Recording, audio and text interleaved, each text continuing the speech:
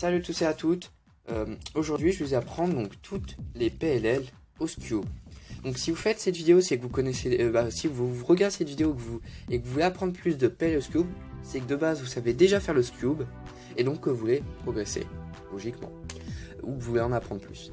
Et donc aujourd'hui je vais vous apprendre toutes les PLL au Scube. Donc normalement vous en connaissez déjà une qui est la PLL U, en fait l'équivalent de la PLL U sur le Scube, donc qui est celle-ci. Vous voyez que quand en fait on a fait nos deux faces de base, donc une en haut, une en bas, et donc vous voyez qu'on a une face qui s'est faite tout seul, et vous voyez que quand on se positionne comme ceci, donc avec nos deux faces faites de base sur la droite sur la gauche, et une face qui s'est faite tout seul vers le bas, et bien vous voyez qu'on doit se positionner comme ça. Donc on va faire tout simplement le sledgehammer classique, comme ceci, comme ceci, et on va se décaler deux fois, et on va refaire le sledgehammer. Voilà. Et bien aujourd'hui moi je vais vous apprendre donc les autres PLL, donc la PLL H et la PLL Z. Alors je vous cache pas qu'ils sont quand même assez simples, hein. Peut-être la PLL Z qui va être un peu plus différente, peut-être un peu plus compliquée, mais qui va rester quand même assez simple. Mais dans l'ensemble tout est très facile. Voilà, donc je vais vous remontrer la PLL U rapidement, et je vais vous faire montrer la PLL Z. Alors bien sûr vous devez connaître le sledgehammer, hein, donc ceci. Voilà. Et aussi c'est bien de savoir, puisqu'on en aura un petit peu besoin, le sledgehammer sur la gauche. C'est exactement la même chose, sauf qu'on commence par la gauche.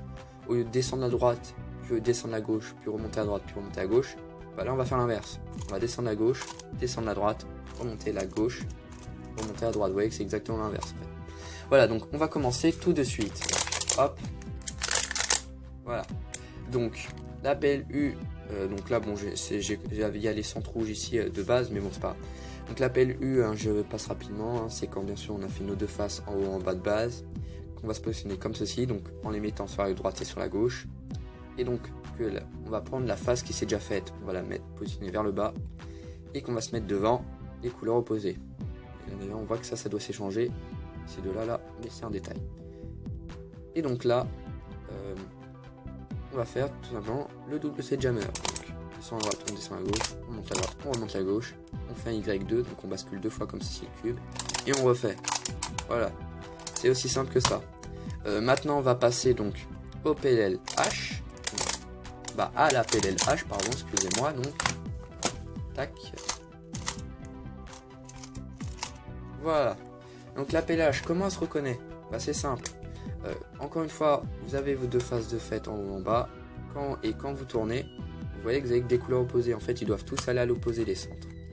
Et bien là on va se positionner comme ça, donc nos deux centres de base sur la droite et sur la gauche, donc nos deux centres de base sur la droite et sur la gauche, et là on va se positionner où on veut, voilà comme ça, donc on peut se positionner où on veut comme ça, à partir du moment que eux ils restent sur la droite et sur la gauche, et donc là on va faire deux fois le début du sledgehammer classique, donc comme ceci, on descend à droite, on descend à gauche, c'est tout, et là on va refaire la même chose, on descend à droite, on descend à gauche, voilà. Et ensuite là on va basculer le cube comme ça, donc on était comme ça, on bascule vers le haut. Et là on va faire le début du sledgehammer sur la gauche. Donc au lieu de commencer sur la droite, on va commencer sur la gauche. Donc, hop, c'est tout, et on refait. Voilà, c'est aussi simple que ça. Ça rentre dans les doigts facilement, hein. Donc je vous refais montrer. Voilà, on se décale comme ça. Et là au lieu de commencer par la droite, on commence par la gauche. Hop là. Voilà. Ensuite, la PLL Z. Donc la PLL Z, je vais vous expliquer un truc. Elle est un peu plus différente puisque tout à l'heure, à chaque fois, vous savez, on mettait nos deux faces de base sur la droite et sur la gauche. Là, on va rester comme ça. Et au lieu de avoir le cul, on va dire, devant nous comme ça, on va se positionner un peu comme ça. Donc, vous voyez où je veux en venir, je pense, pour ceux qui connaissent les notations au Scube.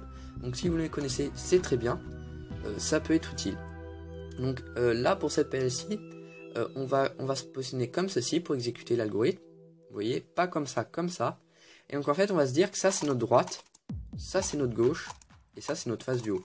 Voilà, droite, gauche, face du haut. Et donc voilà. Et donc vous allez voir ce que ça donne. Donc la PLL. Donc je l'ai appris il y a quelques 20-30 minutes, donc j'ai pas encore pas trop de finger tricks, hein, donc bon c'est pas grave, mais voilà. Alors la PLZ, comment se reconnaît-elle? C'est très simple.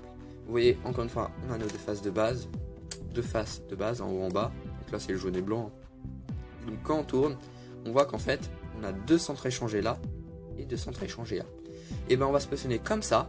Donc en fait, entre les deux centres qui ne s'échangent pas, donc vous pouvez se positionner là aussi, hein, tant que vous êtes entre deux centres qui ne s'échangent pas. Et là, vous allez faire ceci. Donc, vous allez monter la droite, monter la gauche, décaler la face du haut comme ceci, descendre la gauche, redécaler votre face du haut comme ça. Et là, vous allez redescendre la gauche, remonter la droite, remonter la gauche, remonter la droite. Voilà. Donc, je vous refais montrer. On met comme ça, hein. On se positionne comme ceci. Et on monte la droite, on monte la gauche, on décale la face du haut comme ça. Donc, un U' en fait. Là, on descend à gauche. On redécale notre face du haut comme ceci. Et on redescend à gauche. Et on remonte la droite. Et on remonte la gauche. Et on remonte la droite. Donc, plus lentement, ça fait ça. Non.